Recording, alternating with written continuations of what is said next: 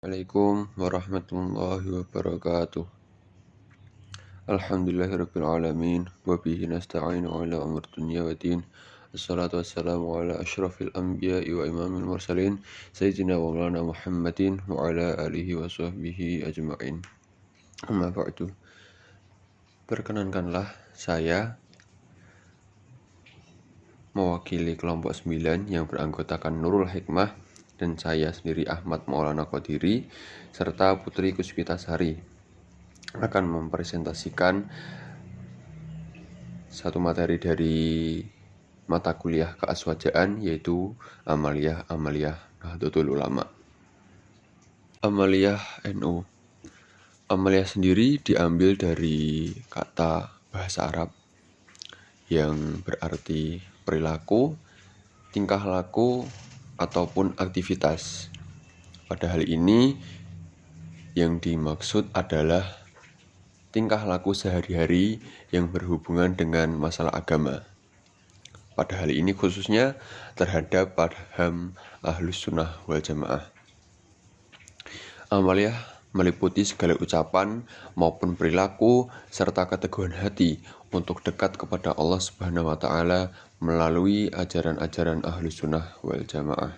Amaliyah Nahdlatul Ulama sebetulnya ada banyak, tetapi yang kami sebutkan pada presentasi kali ini ada 5 poin.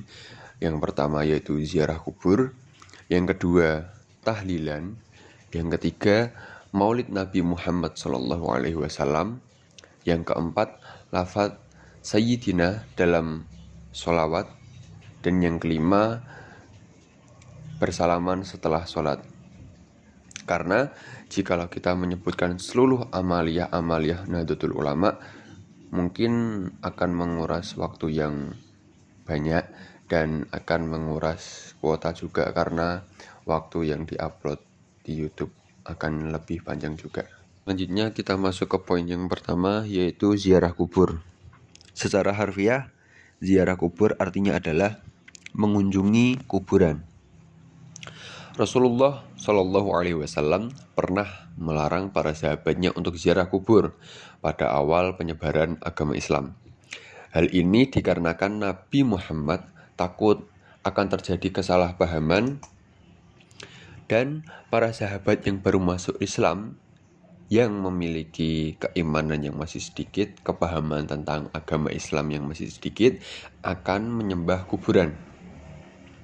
Akan tetapi setelah itu beliau memerintahkan para sahabatnya, para umatnya untuk berziarah kubur dengan maksud agar kita tetap mengingat akhirat.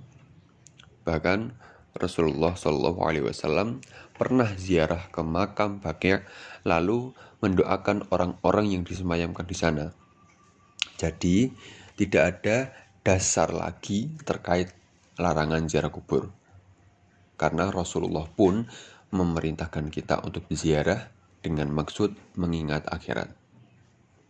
Adapun dalilnya, qala Rasulullah sallallahu alaihi wasallam, nahaitukum an ziyaratil kubur fazuruha, yang artinya adalah Rasulullah sallallahu alaihi wasallam bersabda, dahulu aku pernah melarang kalian berziarah kubur, namun sekarang berziarah kalian ke sana.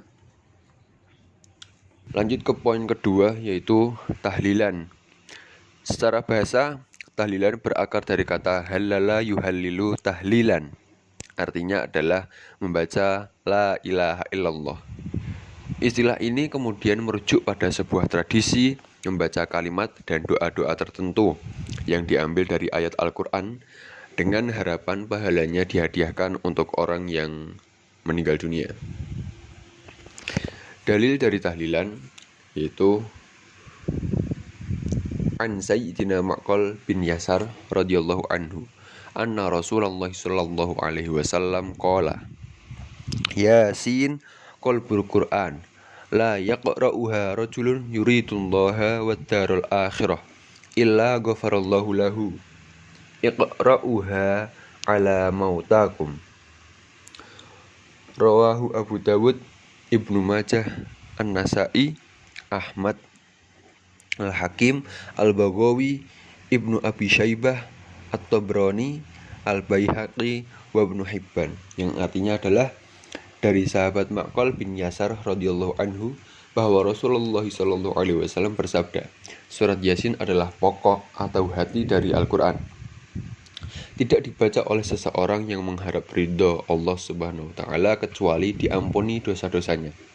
Bacakanlah surat Yasin kepada orang-orang yang meninggal dunia di antara kalian. Selanjutnya, amaliyah NU yang ketiga yaitu Maulid Nabi Muhammad sallallahu alaihi wasallam.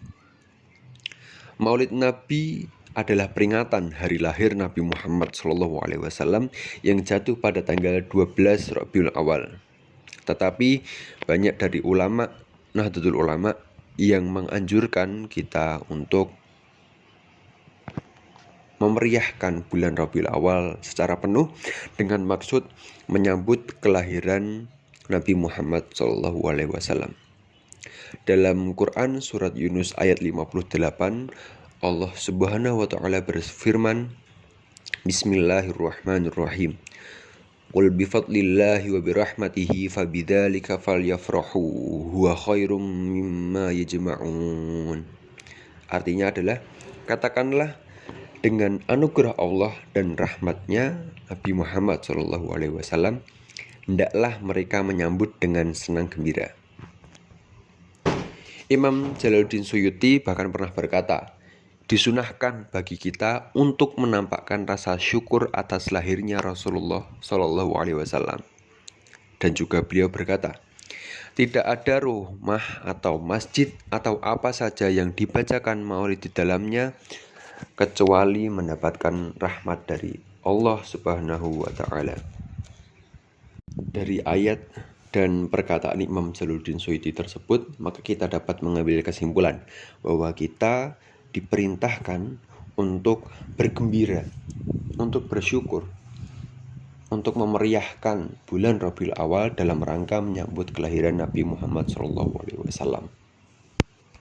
Amaliyah Nahdlatul Ulama yang selanjutnya yaitu lafadz Sayyidina dalam selawat. Kiai Haji Sya'roni Ahmadi pernah mengatakan bahwa lafadz as-sayyid memiliki 3 makna, yaitu Tuhan, suami, dan pimpinan.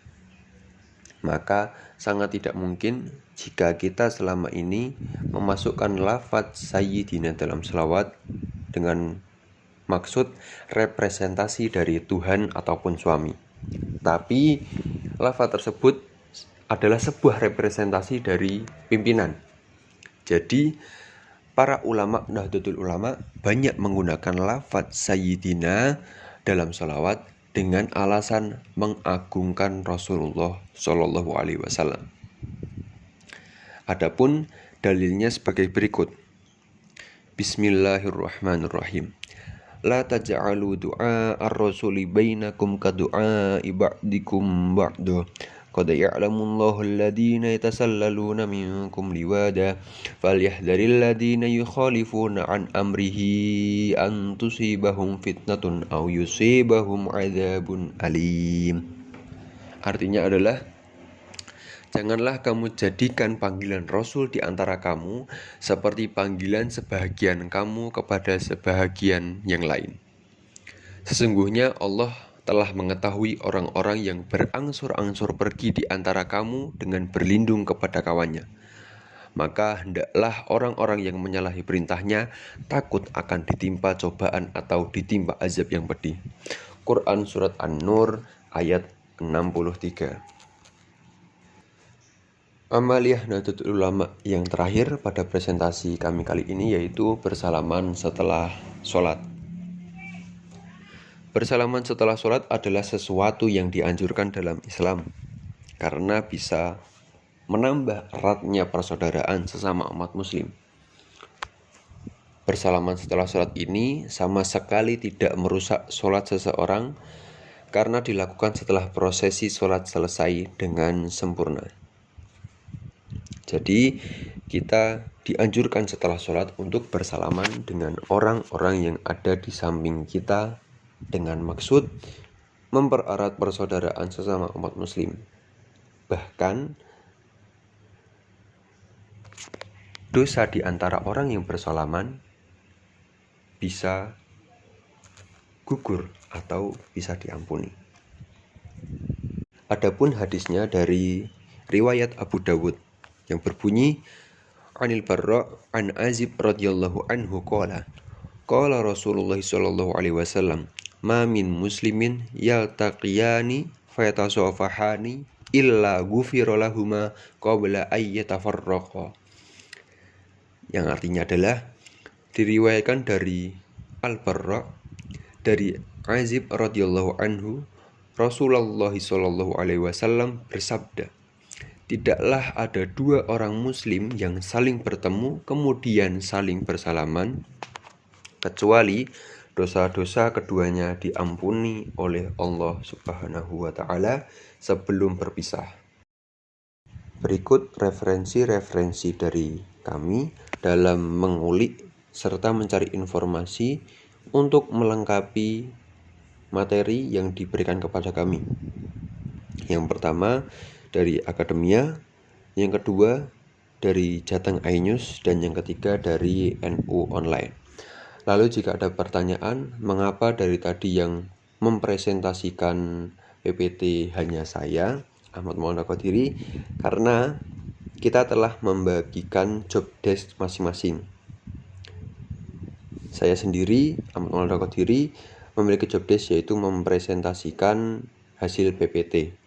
Yang kedua, Putri Kuspitasari memiliki job desk mencari informasi dan membuat PowerPoint, dan yang ketiga Nurul Hikmah memiliki job desk mengedit video. Sekian presentasi dari kami, kurang dan lebihnya mohon maaf. Bila ada tutur kata atau yang kurang berkenan di hati, kami mohon maaf. Wallahul muwaffiq ila aqwamit thoriq. Wassalamualaikum warahmatullahi wabarakatuh.